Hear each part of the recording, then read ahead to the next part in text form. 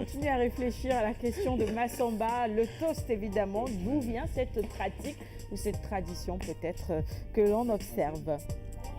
La Grèce, j'ai trouvé. La Grèce? De toute façon, je suis pas allé on sur continue Google, à réfléchir jusqu'à la fin du magazine. Il nous donnera la réponse. On laisse le temps aux téléspectateurs d'y penser aussi. Ce matin, nous recevrons sur ce plateau Monsieur Bamba Diao. Je rappelle encore une fois, vous êtes le responsable de la protection de l'enfance de Child Found. Oui. Se distingue beaucoup dans le combat, en tout cas pour l'amélioration de la situation des enfants. Surtout ici au Sénégal, mais on sait que dans le domaine quand même, il y a beaucoup d'organisations du genre comme la vôtre qui se battent elles aussi pour qu'il y ait pour que les enfants puissent connaître un meilleur sort. Mais il y en a tellement que souvent on se dit, mais est-ce que finalement vous n'allez pas en ordre dispersé? Est-ce que ça n'affaiblit pas un peu le travail que vous faites et que vous devez vraiment apporter à cette couche très vulnérable? Absolument. Comment vous distinguez? Oui, je crois qu'il y a beaucoup d'organisations ou d'associations aujourd'hui qui travaillent sur les questions de l'enfance dans notre pays.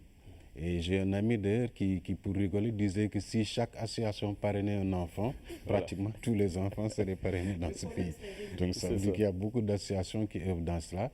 Mais comme il y a des efforts de coordination, de synergie qui sont en train d'être menés, parce que vous n'êtes pas sans ignorer que l'État du Sénégal a élaboré ce qu'on appelle la stratégie nationale de protection de l'enfant, qui se veut, qui a d'ailleurs comme objectif de mettre en place un système intégré de protection des enfants. Et en principe, toutes les organisations, en tout cas les reconnues, qui travaillent dans ce domaine, voient cette stratégie et les dispositifs mis en place comme moyen de coordination de l'ensemble des efforts. Je crois qu'il faut rationaliser les efforts, il faut rationaliser les interventions pour mieux optimiser aussi toutes ces ressources qui sont mises à la disposition des enfants. Donc il y a bien des cadres fédérateurs mis en place par l'État, mais à côté aussi les organisations internationales sœurs et aussi le système des Nations Unies. Nous avons mis en place ce qu'on appelle un groupe national pour la protection de l'enfant qui permet de coordonner l'ensemble des interventions que nous menons. À côté de ça, il y a d'autres réseaux et plateformes, mais vous avez raison quand même. Il y a des efforts de rationalisation, d'harmonisation à faire aujourd'hui par rapport à ce domaine. Alors, vous, Child Found, comment vous vous distinguez? Quelle est votre particularité dans ce combat-là, multidimensionnel? Oui, Child Found quand même a privilégié l'approche communautaire. Ça veut dire qu'aujourd'hui, nous sommes en train d'intervenir dans plus de 1000 communautés au niveau du Sénégal.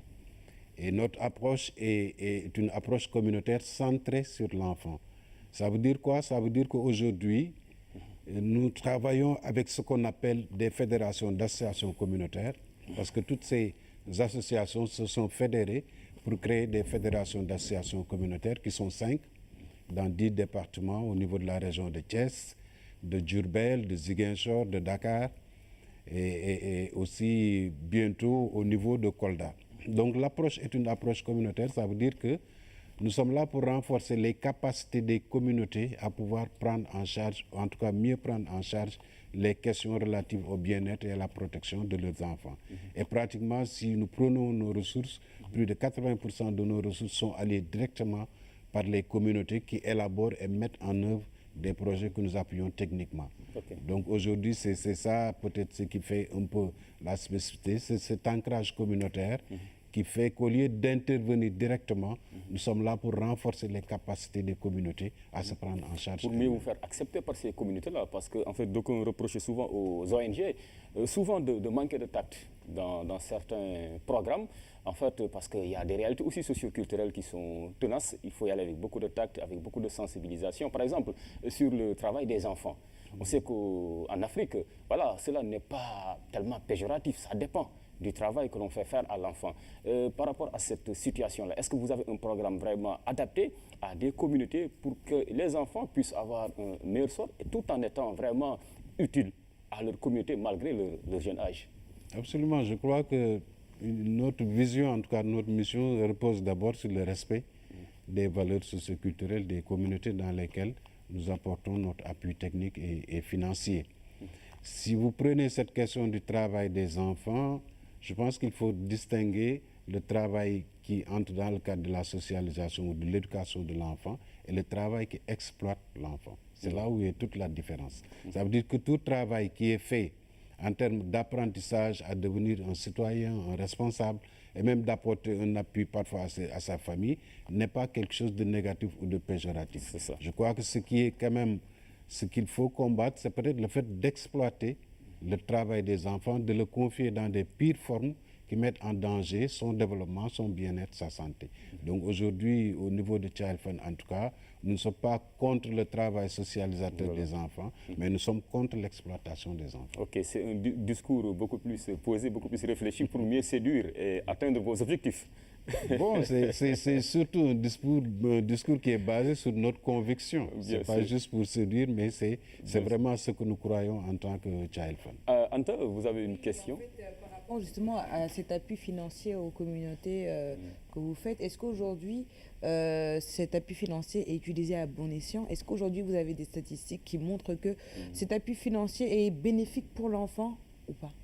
Absolument. Je crois qu'aujourd'hui, nous avons tout un dispositif quand même de suivi et évaluation qui nous permet de recueillir les évidences concernant l'efficacité et l'efficience de nos programmes. Et récemment, nous sommes dans cette phase de planification, puisque notre année fiscale, c'est de juillet à juin. Donc aujourd'hui, la dernière évaluation que nous avons faite montre quand même qu'il y a eu beaucoup d'avancées dans la prise en charge d'un environnement protecteur pour les enfants dans toutes les communautés. D'ailleurs, à propos de Dara, tout à l'heure, l'année dernière, nous venions de terminer le premier cycle de 5 ans. Et il y a quand même sur l'ensemble de ces enfants, 30 qui ont pu passer leur examen d'entrée en 6e, parce que nous jetons les passerelles entre le formel et l'informel dans ce secteur-là. Si vous prenez aussi les aspects de santé, aujourd'hui, il y a plus de 25 000 enfants qui sont dans notre système, qui bénéficient de soins de santé de qualité, qui ont accès à l'éducation. Nous avons un excellent partenariat avec des écoles amies, qui bénéficient aussi de renforcement de capacités sur comment mieux se protéger. Nous avons les coins ados, nous avons des gouvernements scolaires aussi qui travaillent sur les questions de protection. Ça veut dire qu'il y a des tendances assez significatives dans les milieux où nous intervenons qui montrent qu'il y a des avancées dans ce domaine-là. Alors, M. Diaw, on a souvent l'impression aussi qu'en Afrique, c'est vrai qu'on a beaucoup de priorités, mais il y a plus de déclarations d'intention que d'actes pour l'amélioration de la situation de l'enfance, des enfants d'une manière générale. Alors, comment vous trouvez-vous en votre qualité d'expert, comment vous trouvez vraiment le travail fait par nos États pour améliorer cette situation-là des enfants? Est-ce que vraiment c'est une question prioritaire réellement sur le terrain? Oui, ça c'est une bonne question. Est-ce que c'est une priorité? Parce que c'est le sens de notre combat justement. Tout le plaidoyer qu'on fait, c'est que justement la prise en charge des questions de l'enfant soit vraiment une priorité pour nos États. C'est vrai qu'il y a beaucoup de discours, il y a peu d'actes. Et ça, c'est pas moi qui le dis, c'est les enfants eux-mêmes qui disent moins de paroles, plus d'actions. Donc ça veut dire qu'aujourd'hui, il y a beaucoup plus d'actes qui doivent être posés. Mais si on prend en tout cas l'État du Sénégal, je crois qu'on ne peut pas douter de la volonté politique quand même qui est là depuis des années en ce qui concerne une meilleure prise en charge des questions de l'enfance. Si vous regardez aussi d'un point de vue juridique, aujourd'hui l'État du Sénégal est l'État champion dans la ratification des conventions relatives aux droits de l'enfant, même s'il peine à exercer, à faire appliquer ces lois. En tout cas, il y a des progrès qui sont faits et le dernier en date que nous devons saluer d'ailleurs, c'est l'érection d'un ministère spécialement chargé de la protection de l'enfant. Parce que c'était dilué dans un ministère très global. Mais aujourd'hui, nous avons un ministère bonne gouvernance et protection de l'enfant. Et moi, j'étais à Addis Abeba, à Niamey, il n'y a pas longtemps. J'étais très content justement quand tous les ministres étaient là en train de parler d'enfants, qu'on dise qu'il y a un ministre du Sénégal chargé de la protection de l'enfant de manière très claire. Donc aujourd'hui, ça c'est encore une marque de volonté et qui doit être traduite en action davantage, en tout cas pour protéger les enfants. Massamba? Oui, moi c'était surtout par rapport au côté protection, parce que je me dis que l'enfance est une étape, mais en amont, quand on parle des régions de Kolda, quand on parle encore des régions de Louga, de Linguère, du département de Linguère, on voit encore des femmes qui donnent naissance, qui perdent la vie, des enfants qui sont nés, qui ont des problèmes de santé. Mais tout ça, est-ce que ça fait partie de la protection de l'enfant et qu'est-ce qui est en train d'être fait? Oui, je crois que quand nous parlons de protection de l'enfant, généralement c'est contre les violences, abus, négligence et exploitation. C'est ça. Et donc tout ce qui peut concourir en termes de services à préserver les enfants de cela, que ce soit dans le domaine de la santé, de l'éducation, c'est quelque chose qui entre là-dedans. Mais la protection, c'est vraiment faire en sorte que les enfants soient à l'abri des violences, des abus, négligence et exploitation. Donc nous avons notre contribution, nous n'avons pas la prétention de vouloir régler tous les problèmes.